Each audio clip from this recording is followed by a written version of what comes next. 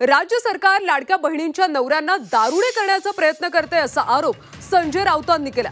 Mall आणि दुकानातून दारू विक्री करण्यासाठी सरकारकडे काही प्रस्ताव आलेत असा गौप्यस्फोट संजय राऊतांनी केला।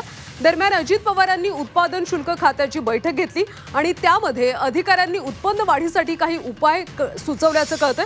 मद्य विक्रीचे परवाने नव्याने द्यावेत, ड्राय डेची संख्या कमी करावी असे उपाय सुचवल्याची माहिती सूत्रांकडून मिळते। मात्र त्यावरून राऊतांनी आता हल्लाबोल केला।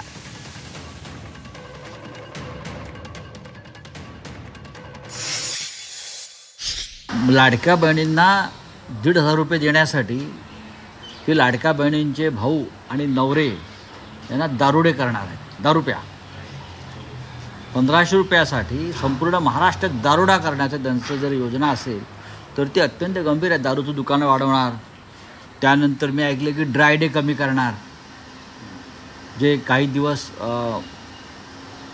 हॉटेलमधून रेस्टॉरंटमधून दारू विक्रीवरती बंदी असते तर ती बंदी कमी करतायत। त्यानंतर शॉप्स आणि मॉलमधून सुद्धा दारू विक्री करण्यासंदर्भात काही प्रपोजल आलेला आहे। मला असं वाटतं की सकाळी 9:30 वाजता जी प्रेस होते ती पण राज्य उत्पादन शुल्काशी संबंधित असल्यामुळे त्याच्यावर मी काही फार बोलणार नाही। यांनी जेव्हा सरकार होतं त्या टायमाला नाईट लाईफ सुरू करायचा प्रयत्न केला होता। आता 31ला काहीतरी 5 वाजेपर्यंत चालू राहणार तर त्याच्यावर आगडोम करता येते।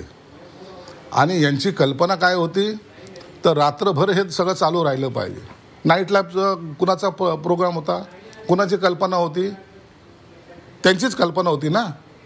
म्हणजे युवा पिढीला सुद्धा त्यांना बर्बाद कसं करायचं हे त्यांचा पहिला प्रोग्राम होता।